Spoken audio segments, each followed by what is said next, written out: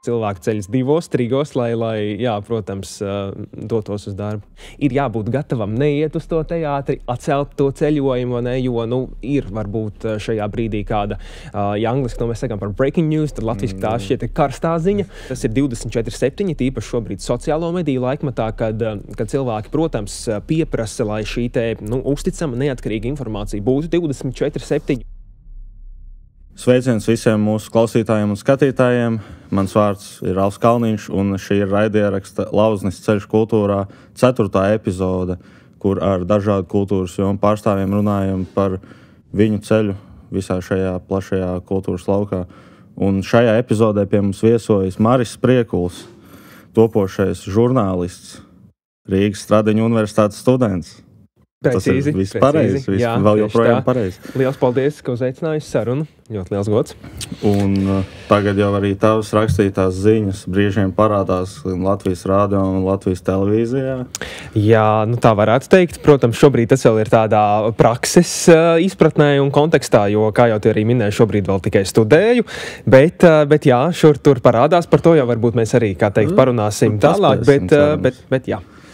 Tu esi arī absolvējis Siguldas valsts ģimnāziju un mācību laikā ar labām sekmēm es piedalījies dažādu mācību priekšmetu, gan novada, gan valsts mēroga olimpiādēs. Jā, tas arī bija tāds ļoti interesants dzīves posms, ka tiešām tā savā veidā tas saspringums, ja ne uz konkrēti to mācību priekšmetu, un tad arī, protams, kas ir ļoti svarīgi apgūt to jomu, vai ne kopumā, arī, protams, raugoties ārpus tās mācību grāmatas, vai ne, aspektiem un tā, bet tas bija, tāds savā veidā, interesants laiks, bet arī es uz tām vietām kopumā tā negāju un necerēju, tas vienkārši tā, teiksim. Tā bija bonusā. Jā, tā kā tas man absolūti nebija pašmērķis, es tā gribētu teikt. Cik es atceros, ir bijis latviešu valodā, ir bijis labi, un arī, man liekas, vēsturē bija.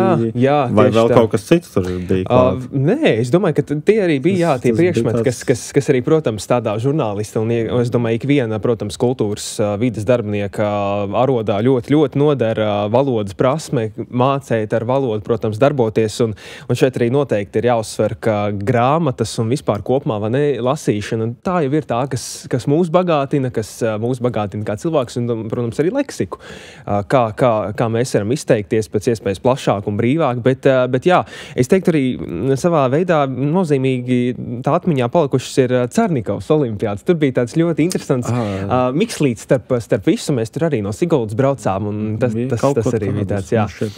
Jā, sveiciens skolotāju Ūdrei. Noteikti.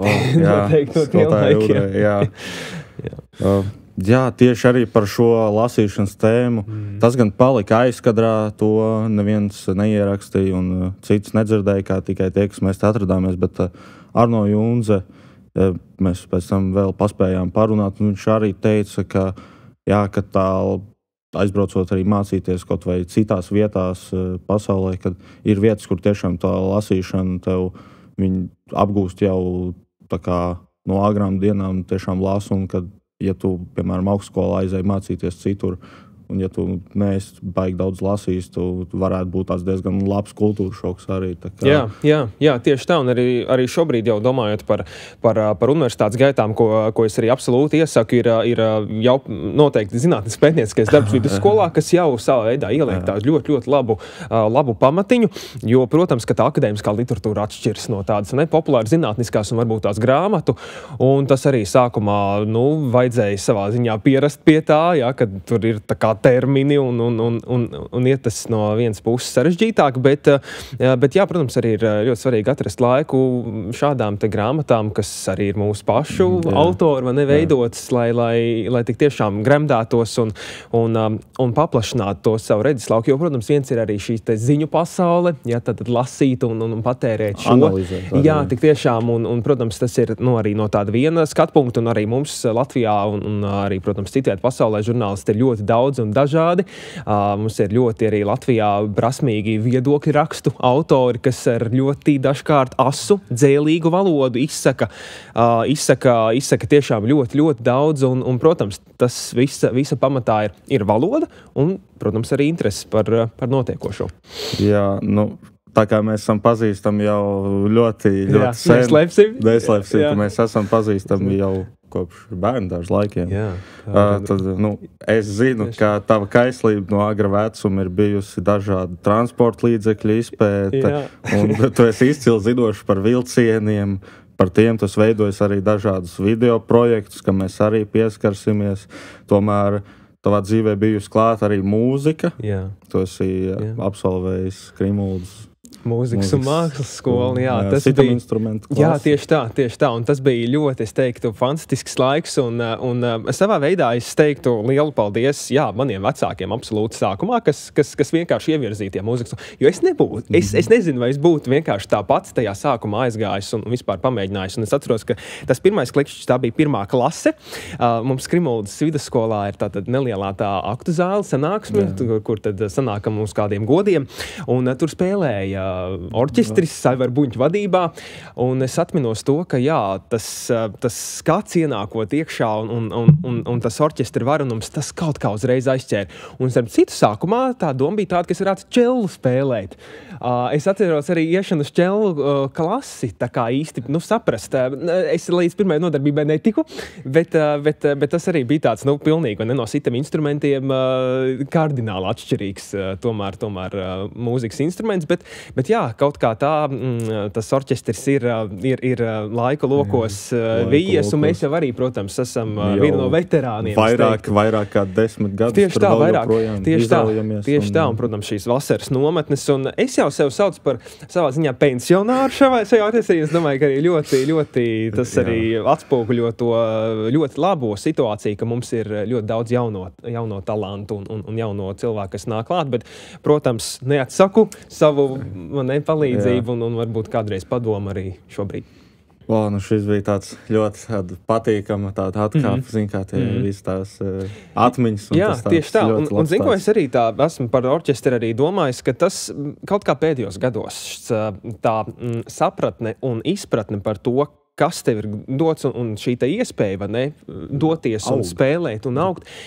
Tas ir arī tāds, tikai es domāju, tāds pēdējo gadu jautājums, ka tu tiešām arī tie paši atceries, varbūt mēģinājums sestdienas rītos, pēc it kā, nedēļas skolā, tur tā celšanās agrā no 7, 8 aptuveni, došanās, kas varbūt sākumā tikai kā sava veida pienākums, bet tad jau laikam ejot, tu tiešām apzinies to lielo iespēju, kas tev ir dota muzicēt kopā, kā arī mūsu šis te sauklis, kopā ar taviem draugiem, un jā, protams, tas jau ir tas, kas uztur šo te Latvijas kultūras, es teiktu, vidi kopumā, šie te amatieri, kolektīvi, kā bērnu, tā pieaugušo. Jā, un tagad atgriežamies tajā, ar ko tu nodarbojies šobrīd. Jā. Un tādam iesildošajam es tev vēlos pavaicāt, kas ir tāda pēdējā lieta vai kaut kāds projekts, kur tu esi paveicis un tas ir radis tā kā gandarījumu, kur tev bijis kaut kāds izaicinājums jāpārvar vai kaut kas tāds, ko tu vari izcelt. Jā, noteikti tie būtu, piemēram, šie vairākie Latvijas televīzijas sporta redakcijā analītiskie sižeti, kurus mēs veidojam tātad uz sporta ziņām sestdienās. Un tie tik tiešām dažkārt ir bijuši savā ziņā pārbaudījumi gan piekļūt avotiem, gan tos nointervēt, gan arī, protams, veidot šo te analītisko saturu, lai arī, protams, tas atbilst nesabiedriskā mediju, protams, šīm te vadlīnijām un šādā izpratnē pavisam nesen man bija iespēja Latvijas radio veidot mazu sižetiņu par Līgatnes velospēdu muzeju. Līgatnē atvēries nesen velospēdu muzejs, un tas bija arī tāds interesants savā veidā arī ar sportu saistīts, šī te sižeta veidošana, došanās uz Līgatni un arī šo te cilvēku stāstu iepazīšanu, kas man ļoti patīk izcelt šos tiešām cilvēku stāstus, kuri varbūt dažkārt, es arī, protams, teiktu, ka arī tas Latvijas radio ļoti daudzpusīgi to atspoguļo, bet arī, piemēram, studentu medijā Skaļāk, kas mums ir Rīgas Tradiņu universitātē, ir viens no galvenajiem uzdevumiem tik tiešām izcelt šos cilvēku stāstus, kas varbūt tādiem, lielajiem medijiem vienkārši paliek ārpus viņu dienas kārtības. Tas ir tas svarīgākais. Šī ir tā reize, kad es ar taviem vārdiem tieši varu pat ļoti labi izskaidrot, kas tad ir tas, kāpēc mēs arī radām šo projektu, tieši lai izceltu šos te cilvēkus no šīm dažādajām jomām. Un jā, tiešām mēs esam dažādās jomās, it kā daram tādas dažādas lietas, bet kā mēs jau redzam pa šiem vairākām epizodēm, ka tomēr ir tās lietas, kuras no visurienes it kā skatāmies no visām pusēm grozi, gandrīz kā gribi, bet kaut kur tie domu graudi, tas domu gājiens, viņš kaut kur satiekas tomēr, un tas arī tiešām joprojām turpina pievienot tam, ka kaut kur tas viss tomēr krustojas un tam visam ir saistība. Jā. Es jau, protams, Ralf, arī teiktu, ka es esmu tikai vispār tās pasaules un ceļa sākumā, šobrīd absolūti, un tiešām es tikai vienīgi varu mācīties no arī maniem kolēģiem, kas ir sabiedriskajā medijā un protams, arī citviet par to viņu pašaizliedzību, neatlaidību, kas, protams, žurnālistikā un vispār medijos ir ļoti, ļoti svarīgi. Tas, ka ir šis iekšējais dzinulis un, protams, arī savā ziņā tas darba laiks, kas ir tāds ļoti, ļoti izplūdes, vai ne, kas, protams, kas jau, teiksim, kļūst par tavu dzīves tādu neatņemamu sastāvdaļu, jo arī tīpaši ziņās, protams, ir šis dažkārt teiciens par to, ka ir jābūt gatavam neiet uz to teātri, atcelt to ceļojumu, ne, jo, ir varbūt šajā brīdī kāda, angliski, mēs sakām par breaking news, tad latviski tā šķiet karstā ziņa, bet, protams, ir jābūt arī gataviem šādām situācijām. Jā, to mēs arī esam redzējuši studiju procesā mūsu pasniedzēja, kas strādā Latvijas sabiedriskajā mēdījā, un tieši šobrīd man viņas vārds izkrita no galvas, un es nevēlos sajaukt, tāpēc es labāk, viņa zina, kas viņi ir, un mēs esam, man liekas, visi tiešām arī studenti pateicīgi, ka mums ir bijusi tā iespēja redzēt un dzirdēt arī stāsts no citiem, kas strādā tieši sabiedriskajā mēdījā, ka pirmie uz rīt ziņām ierodās tur 5:00, vēl ātrāk, un ir cilvēki, kas naktī iet tur pēc pusnakts mājās, tā kā tiešām... Absolūti. Jā, tik tiešām, un arī šobrīd arī runājot par, piemēram, radio, jo Latvijas radio sāk raidīt jau 6:00 šo rīta ziņu programmu. Labrīt, protams, gan Latvijas televīzija un arī komercmedijā tie ir aptuveni 6:30, bet absolūti, un tas darba ritms ir tāds, ka tas ir 24/7, tīpaši šobrīd sociālo mediju laikmatā, kad cilvēki, protams, pieprasa, lai šī uzticama, neatkarīga informācija būtu 24/7, un, protams, tam ir jāsako līdzi, un arī mūsu sociālo mediju komandas, ir tīpaši ziņu dienests, kas tik tiešām strādā maiņās, bet, protams, diennakts režīmā, lai cilvēki uzzinātu aktuālāko, interesantāko, protams, kas ir ļoti svarīgi, vai ne? Un tik tiešām runājot par to rītu, tur ir tā, ka cilvēki ceļas 2-3, lai, protams, dotos uz darbu. Jā, un mēs jau pieskārāmies tam, ka kādreiz tu aizrautīgi veidoji video saturu priekš sava YouTube kanāla, kur arī veidoja dažādus, to varētu nosaukt tādus skitus, un arī pēc tam jau tādus nopietnākus klipus par dažādiem tematiem.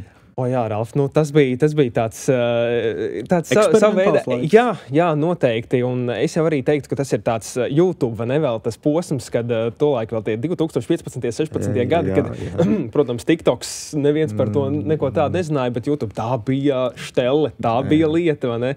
Un tur, protams, ļoti, ļoti liels paldies jāsaka Kārlim Kandauniekam, manam arī radiniekam un, protams, arī savā ziņā kaimiņam, kurš parakstījās uz šo ļoti lielo avantūru pašā sākumā. Un tas arī, manuprāt, ir svarīgi ikvienam, ja ir šī ideja, ja ir, kā teikt, vēlme, arī filmēt un veidot šādu saturu, vienkārši to ir jādara, nedomājot par ko kāds varbūt cits minējis padomās. Ja ir šī savā veidā redzējums, tas ir jāizteno. Un ar to arī mēs sākumā, protams, šobrīd atskatoties ar tādu lielāku laika prizmu, šķiet, tādā ziņā, bet tolaik tur bija savā veidā, es neteiktu, ka tā bija misijas apziņa, bet vienkārši kaut kā citādāk darīt nevarēja. Un tā arī viss sākās ar skečiņiem, ar sava veida gan geogrāfijas, gan vēstures klipiņiem. Un tā tas savā veidā tas audiovizuālais stāsts, kaut kādā veidā aizsākās. Varētu varbūt pateikt, tas tā kā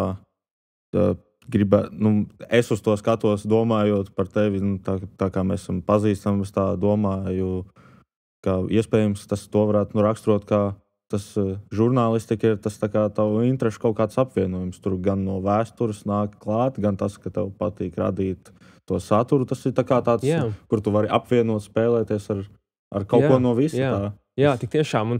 Un es arī domāju par tādu žurnālistiku arī kopumā. Tā ir arī, protams, kā jūs arī uzsvērt, prasīga nozare, kur patiešām ir ļoti svarīgi, teiksim, pārzināt daudzas tēmas, būt, protams, zinošam tajās. Un tas jau arī ir tas, kas ikvienu, protams, žurnālistu padara, protams, arī konkurētspējīgu. Tas, ka ir šīs arī specializācijas, piemēram, arī tāpat zinātnes, vai ne, žurnālistika, arī veselības, tātad šī te žurnālistika, kur arī tātad šie te, arī žurnālisti specializējas konkrētās tēmās, kas viņus, protams, padara konkurētspējīgus un arī pievilcīgākus tādā veidā.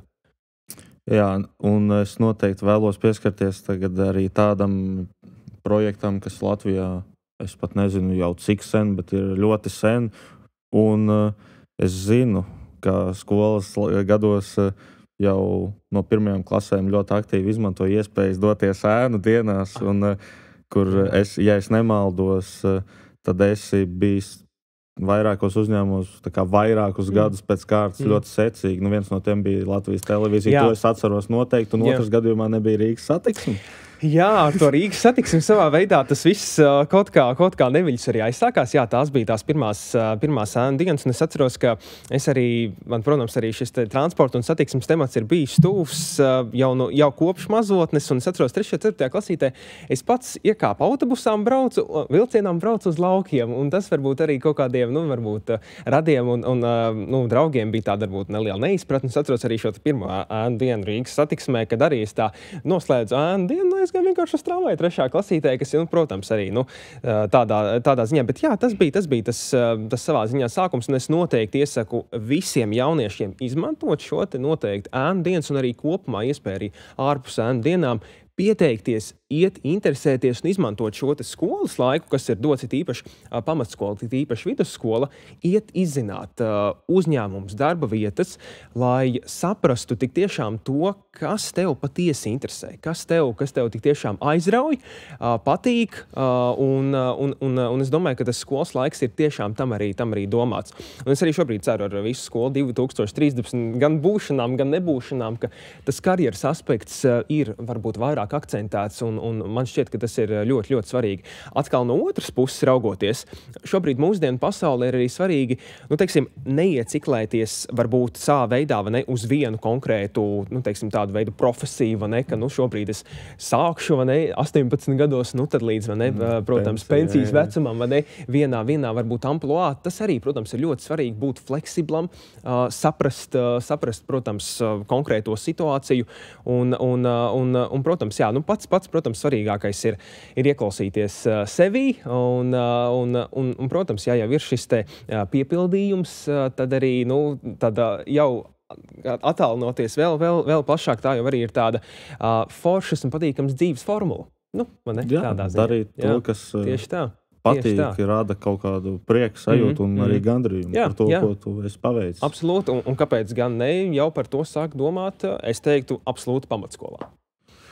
Un iespējams arī kādā no šīm ēnu dienām satiki kādu, ko tu varētu saukt par savu kā mentoru vai kāds svarīgs cilvēks, kurš tev ir saticis, kur tu esi saticis jau tajā laikā un kurš tev arī, ar ko tu kontaktējies, kas tev var palīdzēt šodien? Jā, absolūti, un tas ir arī viens no noteikti ēnu dienas un vispār šo te savā veidā tātad pasākumu mērķiem tik tiešām satikties ar cilvēkiem, kas tev var palīdzēt un attīstīt tavu ceļu.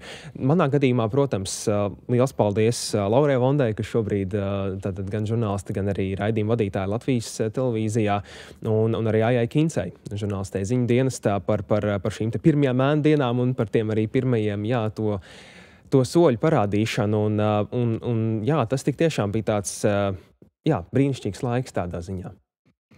Un te jau pieskārāmies tam, kā es redzu, kā zināms cilvēks redzu to, kā tu esi savienojis savus intereses, dodoties tālāk žurnālistikā, bet, kāds bija tas tavs ceļš, kā tu nonāci līdz tam, ka vidusskola ir beigusies, ir jādodas studēt, un žurnālistika būs tas, kur es pieteikšos, ko es vēlos apgūt. Jā, Ralfs, jāsaka, ka šajā gadījumā man šķiet nebūs ļoti interesants savā atbildē, jo tas bija kaut kādā veidā tāds savā veidā likumsakarīgs tāds, ceļš, vai ne, arī caur šīm ēnu dienām, ka es arī atminos tātad šo te pieteikšanās procesu. Es, pieteicos Rīgas Tradiņu universitātē uz šo te žurnālistikas programmu, kas sākumā tā arī bija arī šķiet, ka pat vienīgā, man šķiet, kuras arī vēl šķiet, ka es vēl biju Latvijas universitāte, vēl tā arī saprats. Bet jā, tā bija tāda kā konkrēts virziens. Tur gan es saprotu vēl pirms, kā teikt, arī varbūt šīs te pirmā studiju gada bija arī runas, ka iespējams šo žurnālistikas programmu nevarētu atvērt. Līdz ar to tur arī iespējams tad es kļūtu par multimediju speciālisti Rīgas Tradiņu universitātē, bet jā, šo te programmu atvēra un tā mēs tur tik tiešām satikāmies ļoti daudz un dažādi tiešām cilvēki ar dažādiem skatījumiem, bet tas jau ir tas, kas ikvienu, protams, studentu kopienu padara foršāku, interesantāku. Tas, ka tie viedokļi, viņi dažkārt var būt pilnīgi diametrāli atšķirīgi, bet tas jau ir tas, kur tās foršās, iespaidīgās, jaudīgās idejas rodas. Un es te noteikti vēlētos uzsvērt arī mūsu, protams, es domāju, arī jūsu skolas dalību dažādos pasākumos, un arī tāpat skola 2025 Ķīpselā, un šīs te visas platformas, kurās noteikti ir jāpiedalās, ir jāpiesakās. Un es domāju arī, ka universitāte ir tāds ļoti, ļoti laba vieta, kur savā veidā pat tāda neliela smilškaste, kur ir iespējams izmēģināt ļoti daudz un dažādas amploā un tik tiešām sniegtās iespējas. Jā. Tik tiešām par šo smilškastes tādu definīciju. Jā, es pats šādā amploā, kameru priekšā, tādā tik tiešām nopietnā pasākumā darbojos pirmo reizi. Tu esi daudz pieredzējušāks tieši šādā ziņā. Jā, Bet, jā, tiešām universitāte, augstskola, koledža, tas ir tāda tiešām laba vieta, kur tu vari atrast cilvēkus, pasniedzējus, kuri ir gatavi atbalstīt tevi tavā idejā un arī to visu novest līdz produktam gatavam. Tieši tā, un arī šobrīd, šonedēļ, kad mēs veicam šo ierakstu, tā ir arī aizsākusies ar savā ziņā šo starptautisko studentu konferenci mūsu universitātē, un tās arī bija tādas divas ļoti, ļoti iespaidīgas dienas, kur, protams, nav jau noslēpums, ka Rīgas Tradiņu universitātē šī te medicīnas puse ir ļoti, ļoti, ļoti svarīga, un mēs jau arī tādā ikdienā esam katrs savā tādā burvelītī, savā studiju kursu burvelītī, bet arī šādi te, manuprāt, pasākumi, kas ir, es arī ticu, jebkurā augstskolā un universitātē notiek, tas arī ir ļoti, ļoti labi tiešām sarunāties ar tiem pašiem mediķiem, lai gan mūsu tāds ikdienas darba ritējums ir kardināli atšķirīgs, vai ne? Un arī tas, ka šie te vairāk 6 gadi, lai vispār iegūtu, vai ne, šo te kaut kādu, jā, protams, rezidentūru vēl, vai ne, pēc tam, bet te jau arī ir tas, ka jāmeklē ir šie te tilti, kā saslēgties, kā papildināt vienam otru, jā, kā, piemēram, arī žurnālistam stāstīt par aktuālo medicīnā, jā, par tik tiešām arī uzsvērt šīs te problēmas. Un, kas arī ļoti svarīgi, man tas no ziņu žurnālistikas kursa ir tā ļoti spilgti palicis atmiņā konstruktīva žurnālistika. Par to, ka jā, mēs identificējam problēmu, jā, mēs saprotam, kas ir, kā teikt, šeit vainīgs, bet arī mēs piedāvājam risinājumus. Mēs šobrīd, tas ir tas, uz ko es domāju arī šobrīd ļoti daudz arī gan raidījumi, gan arī mediju kopumā fokusējas uz to, ka, jā, protams, sākotnēji ir šie te kas, kur, kad, bet arī kāpēc, kādēļ. Kā risināt. Jā, tieši tā. Jā, tas prasa resursus. Jā, tas prasa laiku un arī, protams, komerciāliem medijiem tas ir savā veidā pārbaudījums, jo, protams, ka ziņu dienesti un kopumā šī ziņu veidošana ir resursu ietilpīga un prasīga, bet arī, protams, šobrīd tas ir arī savā veidā ļoti, ļoti, manuprāt, labi, ka arī komercmediji, it īpaši man šķiet pēdējos gados, ir ļoti laba izaugsme, ka tiešām šajā te žurnālistikas ziņā, satura ziņā piedāvātajā, un tas ļoti, ļoti priecē. jo mēs jau visi kopā esam vienā mediju telpā, vienā Latvijā, un katrs šis te pieliktais, kā teikt, pirksts, pieliktā roka jau veicina to, ka mūsu sabiedrība kļūst zinošāka un protams, spēj pieņemt labākus un es teiktu tādus, izprotošākus lēmumus, jā. Mēs jau pieskārāmies tam jautājumam par to, kā tad tu nonāc līdz tam, ka tu studēsi Stradiņu universitātē un tās. Bet, jā, tā kā varbūt nedaudz dziļāk, kā tu jūties par izglītības iespējām savā nozarē, varbūt tieši Latvijā? Tā kā, vai tu jūti, ka vajadzētu vairāk kaut kādu, tā kā, teiksim, tā konkurence, ka ir vairākas augstskolas, kas varētu piedāvāt šo, bet mūsu it kā jau tas dīķītis, tas, sauksim, tā ir pietiekoši maziņš, ka tas arī apgrūtina. Jā, es sacītu, ka tieši žurnālistikas un mediju vispār komunikācijas jomā tā situācija, manuprāt, ir ļoti laba. Mums ir gan, protams, Rīgas Stradiņu universitātē, pat arī Latvijas universitātē, kur šobrīd jāteic, ka mums ir, tātad, ja Rīgas Stradiņu universitātē ir sociālo zinātņu fakultāte, tad Latvijas universitātē ir ekonomikas un sociālo zinātņu fakultāte, protams, arī Vidzemes augstskola, kas ir jāuzsver. Tur ļoti interesanti, ka ir 4 gadi, nevis 3 gadi, bet 4 gadi profesionāls bakalaurs. Jā, tieši tā. Bet tas, ko es arī šajā zinātnes nedēļā, kas arī šobrīd tātad rit mūsu universitātē, arī ieklausoties dažādo mediķu teiktajā un diskusijās, ir tas, ka, piemēram, arī šīs te ļoti interesantā biotehnoloģija joma un biozinātņu joma Latvijā, es saprotu, ka nav nemaz tik plaši pārstāvēta. Un, piemēram, arī mūsu speciālisti roda gan tātad studiju, gan darba iespējas ārzemēs. Šeit jārunā arī par Igauniju, kas, kā zinām, protams, arī ļoti, it īpaši, protams, Tartu universitāte kotējas patiešām augstu, un tur ir ļoti daudz lietas, ko mēs arī varam mācīties, piemēram, arī šo te tātad doktora izglītību iegūstot, ir, protams, uzreiz šis te savā veidā atalgojums, kas, es saprotu, ir aptuveni 2000, kas arī, jā, protams, tas ir studiju process, bet šis studiju process ir ilgstošs, kā mēs zinām, protams, arī šajās te paša augstākā līmeņa studijās, un tas ir, protams, arī šis te finansiālais atspējas ļoti svarīgs. Kas ir tas, varbūt, kur tu redzi, ka šī skola tev tā kā palīdz visvairāk sev attīstīt? Varbūt ir kaut kas, kur tu vēlētos, lai skola sniedz kaut kādu lielāku atbalstu, varbūt no tāda organizācijas aspekta, skatoties uz to, kāda ir tā izglītība tieši šajā jomā.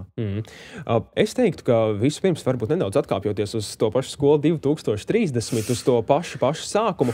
Šeit no vienas puses, jā, ir varbūt tādas pilnveidojumās lietas, bet es teiktu, ka ir arī šobrīd diezgan labas lietas. Manuprāt, arī tajā, ka Siguldas valsts ģimnāzijā mums arī tika piedāvāts, es domāju, arī ļoti daudzās vidusskolās šie te kursi, mācību priekšmeti, kas ir saucamie šie soft skills, kas tik tiešām arī iedod gan šīs prezentācijas, uzstāšanās prasmes.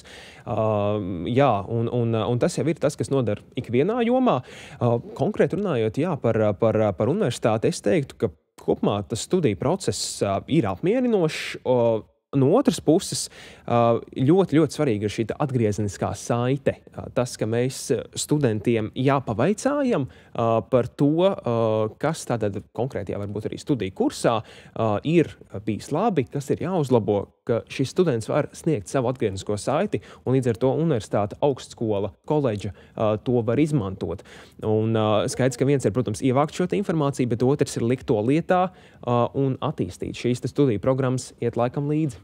Bet es varētu pieminēt, trešā lieta ir tas arī, cik studenti paši to izmanto, jo mums koledžā ir šajā te e-studiju vidē ir iespēja tieši studiju kursa noslēgumā ir opcija, mēs varam aizpildīt anketiņas par to, kas mums ir šķīts labi, kas varbūt nav bijis tik labi, ko varētu pielikt klāt vai pamainīt, bet arī mēs dzirdam mūsu direktore, vadot lekcijas, ir mūs aicinājums to darīt un minējusi, ka, piemēram, viņa arī tieši tām lekcijām, ko viņi pasniedz, tā kā viņi cenšas izmantot. Bet jā, ir arī tas jautājums, cik tiešām tie paši studenti to izdara pēc tā kursa noslēgumā. Tad.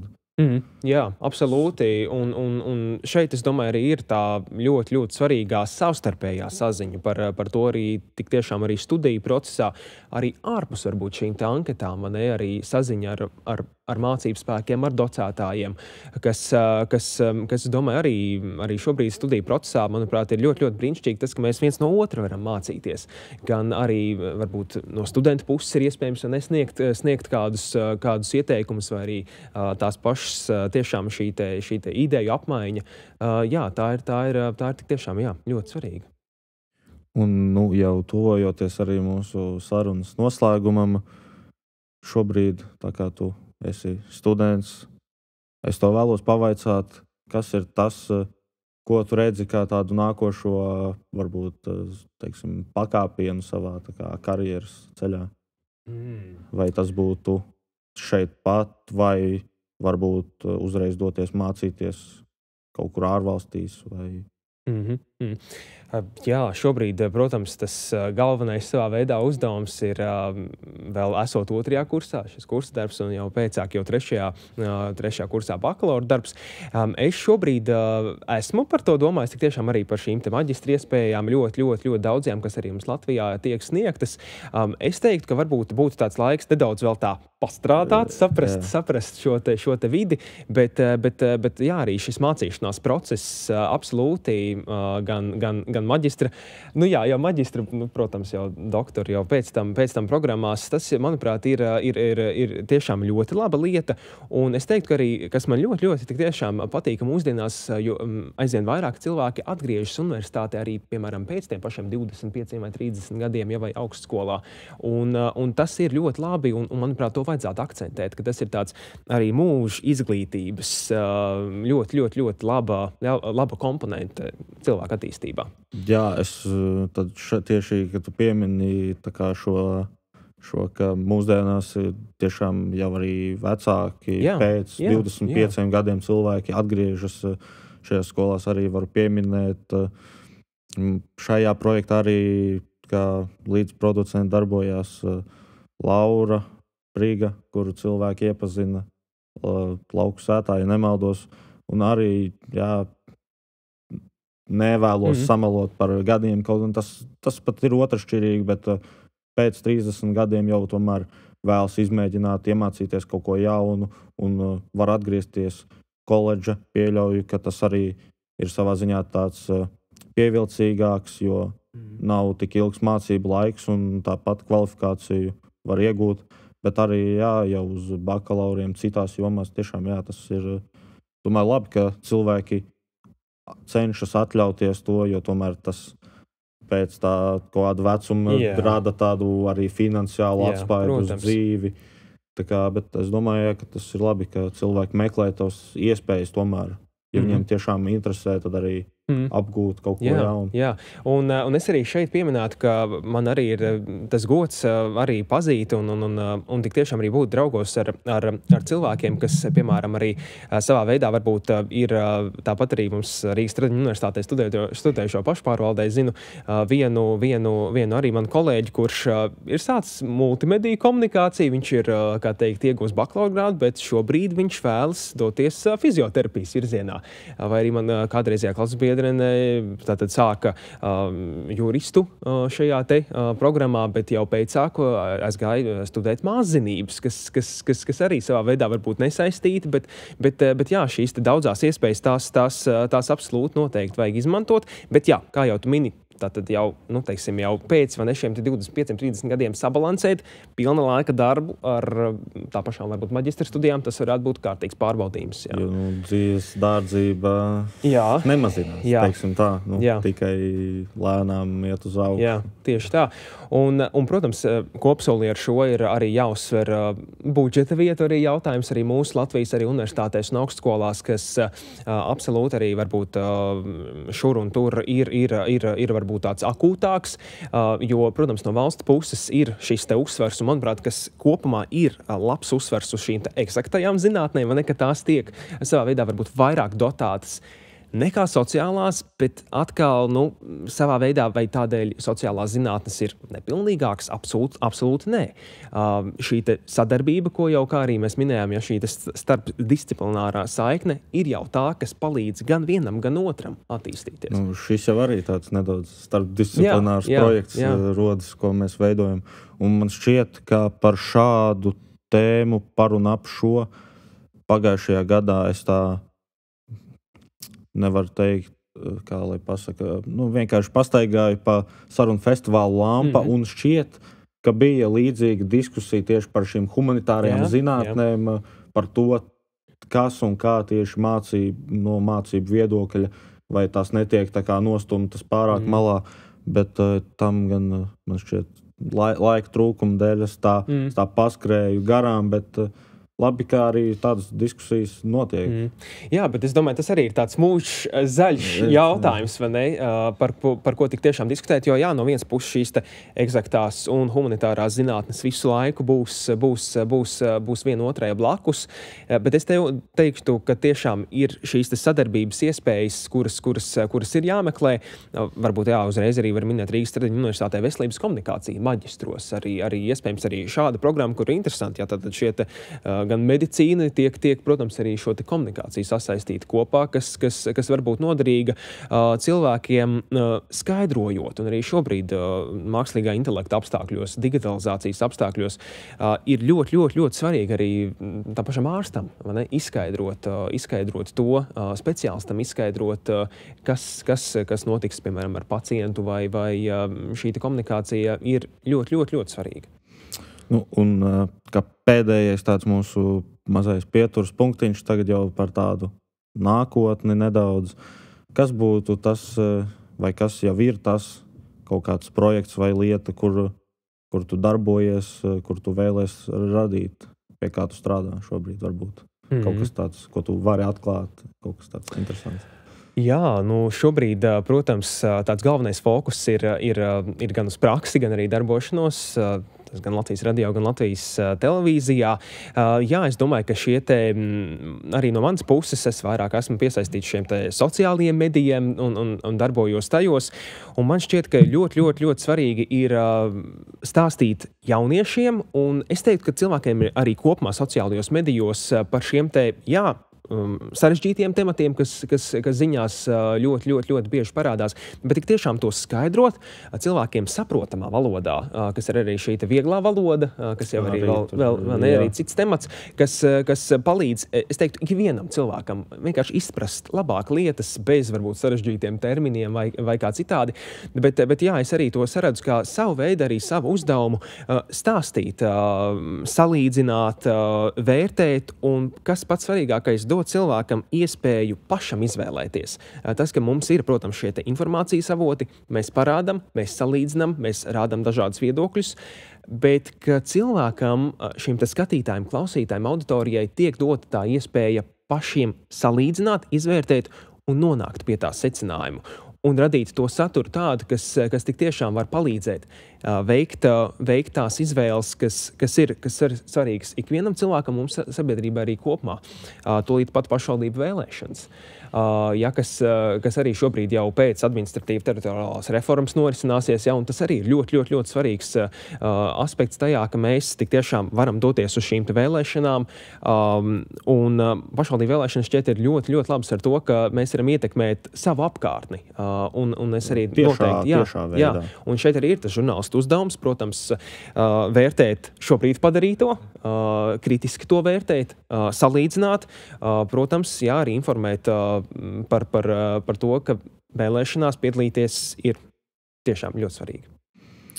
Tā tad gaidām no tevis jaunus rakstus, sižetus, tā tad nekur nepazudīs, tā teikt. Nē, absolūti tikai uz priekšu, un arī tev, Ralf, un jūsu komandai novēlu, protams, arī tik tiešām aizvien jauns projekts un jauns izvēles un arī iespējas. Manuprāt, šī audiovizuālā pasaule ir tik tiešām ļoti interesanta, un paldies tev un tavai komandai par to, ka jūs stāstāt un rādāt, un tik tiešām dariet zināms ļoti dažādus interesantus stāstus.